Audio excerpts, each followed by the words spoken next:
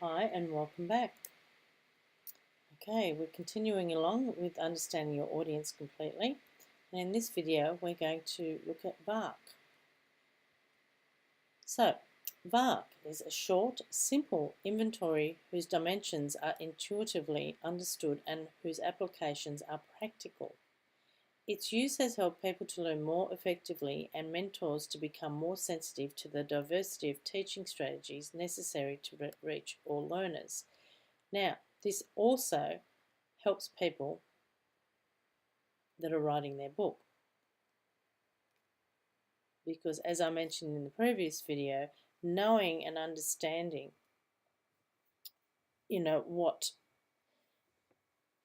under the DISC system, what letter they are, VARK is the same. It's also going to help you hone in on who your audience is. So let's have a brief look at a brief overview of VARK and its development. So the acronym for VARK is made from the initial letters of four sensory preferences. It's visual, auditory, read-write or auditory digital, and kinesthetic. Okay, bit hard to get my tongue around that word today. Okay, so people use preferences when they are taking in or giving out information.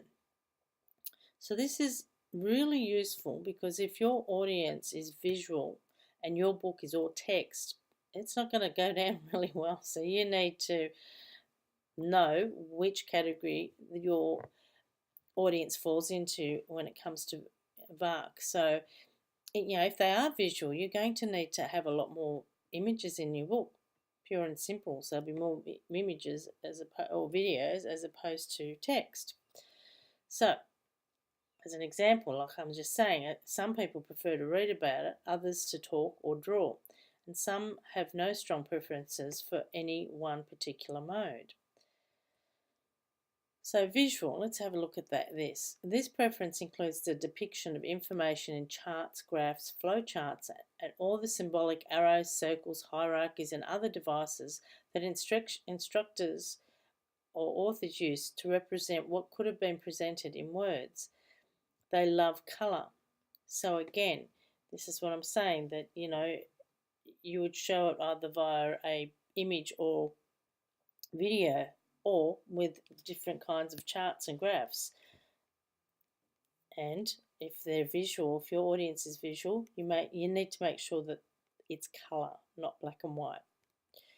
Okay, let's take a look at auditory. This perceptual mode describes a preference for information that is heard. So people with this modality report that they learn best from lectures, tutorials, tapes, and talking to other people.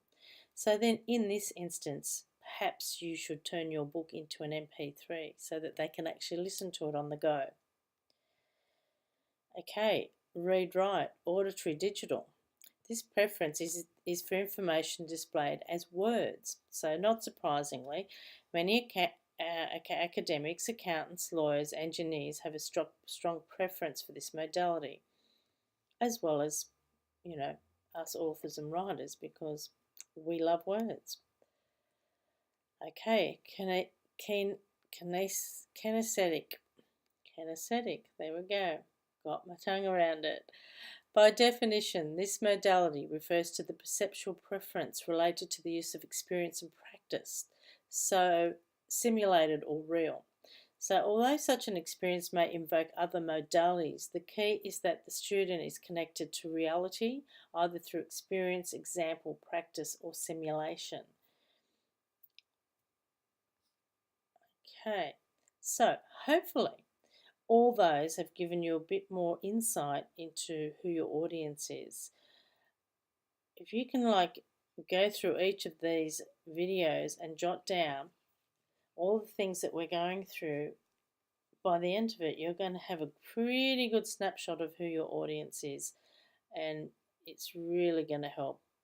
Okay, I'll see you in the next video.